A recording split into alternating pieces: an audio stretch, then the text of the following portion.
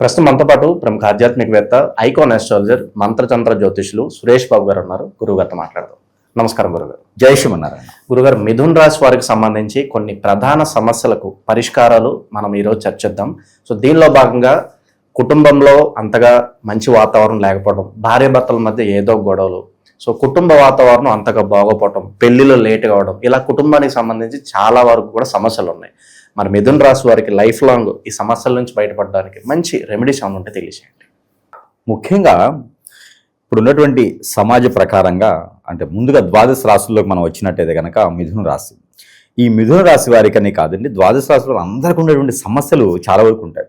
అసలు రాశితో సంబంధం లేకుండా కూడా పరిస్థితులు చాలా వరకు ఈ రోజుల్లో ఉన్నటువంటి దానికి ముఖ్యమైనటువంటి కారణం ఏంటంటే అవగాహన లేకపోవటం, వారికి వారే హీరో అనుకోవటం, హీరోయిన్ అనుకోవటం, నాకే తెలుసు అనేటువంటి మొండి వైఖరి, ఇక ఇంట్లో పరిస్థితుల ప్రకారంగా పడుచుకోపోవటం, చిన్న చిన్న కుటుంబాలు ఏర్పడిపోవటం, ఇంట్లో పెద్దవారి సైతం వినకపోవడం, పెద్దవారి మాట పిల్లలు వినకపోవడం, ఇలాగా కారణాలు చూసినప్పుడు చిన్న చిన్నగానే ఉంటాయి. కానీ పరిస్థితులు మాత్రం చాలా పెద్ద పెద్దగా చేజారిపోయేలాగా కనిపిస్తూ ఉంటాయి. చాపక నీరులాగా అవి వెదజల్లుతూ ఉంటాయి అన్నమాట. దాంట్లో ముఖ్యమైనటువంటి మనిషి జీవితంలో ఘట్టం ఏంటంటే భార్యాభర్తలు. ఇది మనిషి జీవితంలో చాలా అతిపెద్ద ఘట్టం అని చెప్పొచ్చు. ఎందుకంటే కనుక మనిషి జీవితం ముందుగా కొనసాగాలన్నా, ఎదగాలన్నా, దిగజారాలన్నా, పెళ్లి తర్వాత ఏది జరిగినా కూడా అది వచ్చేటువంటి భార్యలోనో భర్తలోనో ఆధారపడి ఉంటుంది. అలాంటి బాంధవ్యం, అలాంటి దాంపత్య జీవితం ఎలా ఉంటుంది అంటే కనుక మిథున రాశి వారిని తీసుకున్నట్టయితే స్వతహాగా మిథున రాశి వారు చాలా సెన్సిటివ్ తత్వం, జలతత్వం కలటువంటి రాశి. వారి యొక్క ఆలోచన కావచ్చు, విధానం కావచ్చు, వీరు ఎలా ఉంటారంటే ఎదుటి వారిని ఎప్పటికీ కూడా అట్రాక్ట్ చేస్తూ ఉంటారు. వీరు ఎక్కువగా జాబుల కన్నా బిజినెస్ ఎక్కువ చేస్తూ ఉంటారు. అట్రాక్షన్ అంటే మనం ఇప్పుడు చూసినట్టయితే కనుక షాపింగ్ మాల్స్లో రిస్ట్రిక్షన్ గర్ల్స్ ఉంటారు. వీరు ఏంటంటే వారిని చూడగానే ఎక్కువసేపు మాట్లాడాలనిపిస్తుంది, అట్రాక్ట్ చేస్తుంటారు వారితో భావన. అలా అని చెప్పేసి అని అందరితో లవ్లో పడతారు, అందరినీ లవ్ చేసేసి ముంచేసి వెళ్ళిపోతారు అని కాదు. వారి యొక్క గుణం కావచ్చు, ఆప్యాయత కావచ్చు, వారి యొక్క చలాకితనం కావచ్చు, వారి ఫేస్ రీడింగ్ కావచ్చు, అట్రాక్షన్ చేసే గుణాలు ఉంటాయి. కొన్ని ఉంటాయి అట్లాగా.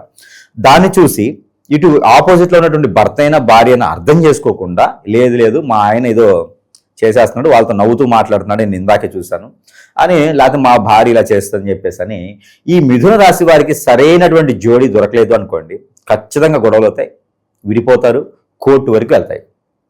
రెండోది దాంపత్య జీవితంలో మరొకటి ఉంది, ఇంట్లో విషయాలు బయట వెల్లడించడం. అది భార్య అయినా భర్త అయినా ఇంట్లో విషయాలు బయట వెల్లడించారనుకోండి, ఖచ్చితంగా దాంపత్య జీవితంలో పానకంలో పుడకలాగా ఎవరో ఏర్పడతారు. అయ్యో నా ఇంట్లో భార్య ఇలా లేదండి అని వీడి భార్యకి కన్నేస్తారు. నా ఇంట్లో భర్త ఇలా లేరండి, అసలు మా పిల్లల్ని నన్ను పట్టించుకునే లేడండి అంటే వీళ్ళ భర్త కావాలని అర్థం. ఇండైరెక్ట్ లోపల అదే ఫీలింగ్ ఉంటుంది. దానివల్ల కూడా వారి యొక్క మాట నాలుక మీద మచ్చలు ఉన్నాయి అనుకోండి, వారి యొక్క మాటకి కళ్ళు మంచి కాదనుకోండి, వారు పుట్టిన నక్షత్రం కూర నక్షత్రం అనుకోండి, మనం ఫ్రెండ్సే కదా అని చెప్పి వివరిస్తాం, పక్కన వాళ్ళే కదా అమ్మలక్కలే కదా అని చెప్పి వివరిస్తాం. కానీ వాళ్ళు మాట్లాడేది కానీ వాళ్ళు ఆలోచించే విధానం కానీ అంతా నెగిటివిటీ మనమేం పడుతుంది. మనమేం పట్టడంతో వీరిద్దరి మధ్యన ఒక చికాకులు గొడవలు స్టార్ట్ అవుతాయి. ఇది ఒకటి కారణం. మరోటి ఈ యొక్క మిథున రాశి వారికి కాలసర్పదోషం ఒకటి వస్తుంది. కొన్ని గడియల్లో పుట్టినప్పుడు కాలసర్పదోషం ఒకటి వస్తుంది. పితృదోషాలు, అలానే కలత్ర దోషాలు, కుజదోషం, ఇవైతే మాత్రము సదాసిదాగా వచ్చేటువంటి దోషాలు అయితే మాత్రం ఖచ్చితంగా కనపడతా ఉన్నాయి ఈ యొక్క మిథున రాశి వారికి. ఇవి కారణాలైతే మరొక కారణం ఏంటంటే కనుక ఈ ఒక మిథున రాశి వారికి లవ్ మ్యారేజెస్ సెట్ అవ్వదు. ఒకవేళ బలవంతంగా వారితోనూ వీరితోనూ లవ్ మ్యారేజ్ ఉంది అంటే కనుక అది చేసుకోవడం వలన ఎక్కడో 99% సెట్ అవ్వదు. 1% మాత్రం తుమ్మితే ఊడి ముక్కులా సంసారం చేస్తూ ఉంటారు అన్సాటిస్ఫాక్టరీగా. అంటే పెళ్లికి ముందు లవ్లో ఉన్నప్పుడు అట్రాక్షన్ ఉంటుంది, అట్రాక్షన్ వేరు. పెళ్లి అయిన తర్వాత బంధము, బాంధవ్యము, జీవితము, నమ్మకం ఇవి వేరు ఉంటాయి. కాబట్టి పెళ్లికి ముందు ఉన్నటువంటి లవ్వు పెళ్లి అయిన తర్వాత బంధంగా మారుతుంది. ఏదో ఇక తప్పదన్నట్టుగా నలుగురు కోసం ఉండాలి తప్పితే వీరేదో ఉండాలని అయితే కాదు. ఇక వారికి జీవితంలో అన్ఎక్స్పెక్టెడ్గా మ్యారేజ్ అవుతుంది. ఏదో ఒక సంవత్సరం క్రితం అనుకున్నామండి, ఆ అబ్బాయిని పెళ్లి చేసుకుందాం అనుకున్నారండి అని చెప్పి ఈ అమ్మాయిని మన అమ్మాయి అనుకున్నాం అని చెప్పి ఏముండదు. పెళ్ళి అవుతుందా, వారం రోజులు సెట్ అయిపోతుంది. చాలా మందిలో 30% రెండో మ్యారేజ్ అయ్యేదానికి అవకాశాలు ఎక్కువగా ఉంటాయి. ఎందుకంటే కనుక మిథున రాశి వారిని అర్థం చేసుకోవడం అనేది చాలా అదృష్టం. వారు అర్థం కాలేదంటే మాత్రం మన దురదృష్టం. మిథున రాశి వారు ఏ రాశి వారినైనా పెళ్లి చేసుకోవచ్చు, కానీ ఏ రాశి వారిని చేసుకుంటే ఎక్కువ ఎక్కువగా బాగుంటుందో ఆ రాశి వారిని చేసుకుంటే బెటర్. దాంట్లో ముఖ్యంగా మిథున రాశి వారు కర్కాటక రాశి వారిని, కన్యా రాశి వారిని ఖచ్చితంగా పెళ్లి చేసుకోవచ్చు. 100కి 1000% పెళ్లి చేసుకోవచ్చు. ఇక మధ్యస్థగా ఉండాలి అనుకుంటే కనుక వృశ్చిక రాశి వాళ్ళని చేసుకుంటే మధ్యస్థగా ఉంటుంది. ఏదో ఉన్నాంలేండి సాటిస్ఫై అంటే ఉండింది తింటున్నాం ఉన్నాం అంతే అలా ఉంటుంది. ఇక కుటుంబాల్లో బాంధవ్యాలు అనేది మెరుగుపడవు, ఉన్న జీవితం అలా కొనసాగుతూ ఉంటుంది. ఇక మకర రాశి వారిని చేసుకోవచ్చండి. మకర రాశి వారిని చేసుకుంటే పునర్జన్మ కూడా ఉండదు, 7 జన్మలు ఇక్కడే అనుభవిస్తూ ఉంటారనమాట, అంత అదృష్టం ఉంటుంది. ఇకపోతే కుంభరాశి వాళ్ళైతే అత్యద్భుతంగా ప్రేమిస్తారు. 100 సార్లు విడిపోయినా సరే మళ్ళీ కలుస్తారు. వారిద్దరి మధ్యన బంధం ఎలా ఉండిద్దంటే, ఎవరైనా వచ్చి వారి కళ్ళ ముందే మీ ఆయన మంచివారు కాదు, మీ ఆవిడ మంచివారు కాదన్నా కూడా ఓకే అని చెప్పేసి సాయంత్రానికి ఒకళ్ళ నోట్లో ఒకళ్ళు అన్నం పెట్టుకుని తింటూ ఉంటారు. అంత బాంధవ్యం ఉంటుంది అనమాట. ఇక చివరిగా వచ్చేసి మేషరాశి. ఈ మేషరాశి వారిని కూడా మధ్యస్థగా ఉంటుంది, కానీ తప్పదన్నట్టుగా చేసుకోవాలి. వారి వలన ఇద్దరు పార్ట్నర్షిప్ వ్యాపారాలు పనికిరావు. ఇద్దరు పార్ట్నర్షిప్ వ్యాపారాలు పెడితే నష్టపోయేదానికి ఉంది కాబట్టి వేరే అన్ని విషయాల్లో కూడా బాగానే ఉంటుంది. పిల్లలు కూడా కొంచెం ఆలస్యం ఎలా ఉంటుంది మేషరాశి మిథున రాశి కలయికతో. ఇక ఇవి గోచార ప్రకారంగా మనం చూసుకున్నట్లయితే 2, 4, 6, 8వ స్థానాల్లో కుజుడు కానీ, 2, 4, 9వ స్థానంలో శని కానీ ఉన్నారు అంటే కనుక పెళ్లిళ్ళు ఆలస్యం అవటం లాంటివి జరుగుతూ ఉంటాయి.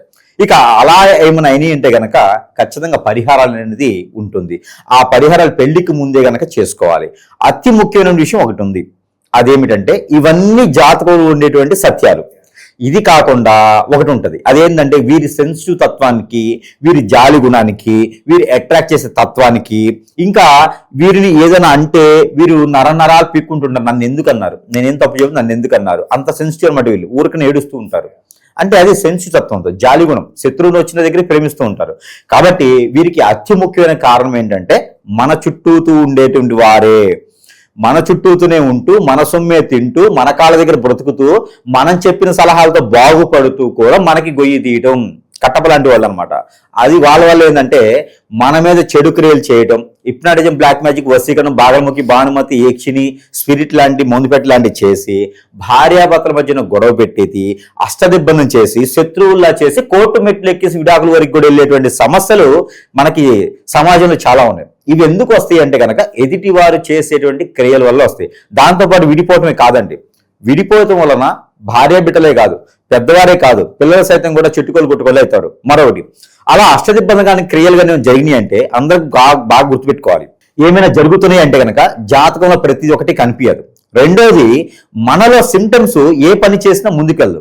ఏంటోనండి 4 సంవత్సరాల దాకా నాకు చాలా అద్భుతంగా ఉందండి, సడన్గా ఏమైందో తెలియదు, అన్ని కోల్పోయాను, ఆరోగ్య సమస్యలు, ముందుకెళ్ళలేకపోతున్నానంటే కారణం ఏమై ఉంటుందంటే మనతో పాటు ఉండి మన సొమ్ము తిని మనకి చేశారు కదా క్రియలు, ఆ క్రియల వల్ల భార్యాభర్తలు విడిపోయిందే కాకుండా మళ్ళా పెళ్ళి అవ్వకుండా చేసి, మళ్ళీ జీవితంలో ముందుకు వెళ్లకుండా చేసి, మనిషిని అనేవాడిని ఉన్నానా లేదా అని గుర్తింపు కూడా లేకుండా చేసేటువంటి క్రియలు చాలా ఉన్నాయి మన ప్రపంచంలో.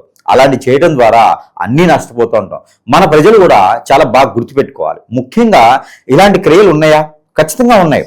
అది మనకి ఏదో యజ్ఞయాగ హోమ జప తపాలు చేస్తే కొంతమేర ఉపశమనం ఉంటుంది, పరిహారాలతో కొంతమేర ఉపశమనం మాత్రం ఉంటుంది. కానీ పూర్తిగా పోవాలంటే ఖచ్చితంగా సమీప దూరంలో మంచి గురువు ఉంటే, ఆ గురువుకి మంచి రివ్యూ ఉంటే, ఇదే ఆసరాగా తీసుకుని గురువులు కూడా డబ్బు గుంజుకునేలా కనిపిస్తున్నారు కాబట్టి మంచి గురువుని ఎంచుకోవాలి.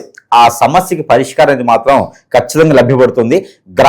గ్రహాలు ఎప్పుడు కూడా భార్యాభర్తలు విడతీయవు, గ్రహాలు ఎప్పుడు కూడా నువ్వు బ్రతకకుండా చేయనివు.